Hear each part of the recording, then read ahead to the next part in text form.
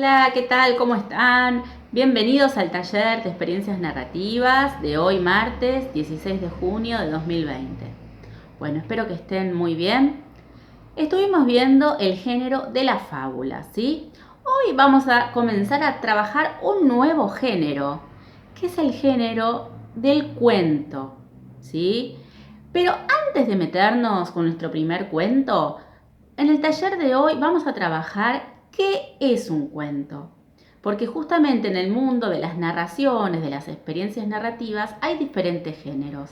Así como vimos la fábula que tenía sus características, que tenía su moraleja, su enseñanza, el cuento también tiene sus características. Para esto les voy a leer un relato acerca de qué es la narración y dentro de la narración justamente qué son los cuentos. Escuchen con mucha atención. Después les voy a subir un Word en que se resume el texto que les voy a leer ahora y algunas preguntas para que las puedan contestar. Y la semana que viene sí, ya nos metemos con nuestro primer cuento. Pero primero quiero que entendamos qué es un cuento, qué características tiene, porque hay diferentes tipos de cuentos. Escuchen con mucha atención. La narración, el cuento. La literatura es ficción. Las obras literarias son ficciones no porque sean mentira, sino porque son fruto de la imaginación. Representan un mundo que puede ser totalmente diferente del que conocemos o parecerse muchísimo a él. Pero ese mundo inventado, aun en el caso de que se parezca al mundo real, nunca se confunde con él. Se trata de un mundo que es creíble, aunque no sea real. Los cuentos son ficciones narrativas. En esto se parecen a los poemas o también a las novelas.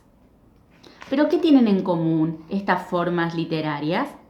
Responder a esta pregunta es definir al género narrativo o a la narrativa. A diferencia de los poemas y de las obras teatrales, las narraciones se caracterizan por presentar una voz, alguien, hay un narrador, que cuenta una serie de hechos y al hacerlo crea un mundo. Estos hechos se suceden en el tiempo y se producen en un espacio y están protagonizados por personajes. Pero además, para que haya narración, tiene que haber un conflicto. Básicamente, un conflicto es querer algo que no se tiene y luchar para alcanzarlo. Por ejemplo, en el cuento de Cenicienta, ella quiere ir al baile como sus hermanas, pero no puede porque no tiene un vestido. ¿Y cómo se soluciona ese conflicto en ese cuento? Aparece el personaje de la hada madrina, que le da un vestido y ella puede ir a la fiesta. Sigo leyendo. Básicamente, querer tener algo es un conflicto que no se tiene y luchar para alcanzarlo. Así un rey puede querer recuperar un territorio que le han quitado y para eso hacer la guerra. Una muchacha que vive en un pueblo sueña con marcharse a la gran ciudad y muchas circunstancias más que pueden tener los cuentos. Ahora bien, el cuento tiene unas características que lo diferencian de otros géneros narrativos. Es una narración breve, que desarrolla el conflicto y muchas veces su resolución provoca gran tensión. Es un relato que no le permite descansar al lector, sino que le exige estar muy concentrado, ya que se desenvuelve en forma rápida e intensa. Esto quiere decir que reúne en poco espacio, en unas pocas pero imprescindibles pinceladas y de modo muy intenso. Así se resuelven los conflictos. Y, por último, aclarar que hay diferentes tipos de cuentos. Los cuentos pueden ser, según cómo se presente la realidad en los mismos, realistas o fantásticos. Realistas cuando los lugares y los personajes son los de nuestra realidad cotidiana. Y los cuentos son fantásticos cuando aparecen personajes que en verdad no existen, en mundos que todavía no conocemos, que son inventados. Esos son los cuentos fantásticos. Y también el cuento se puede diferenciar por los temas.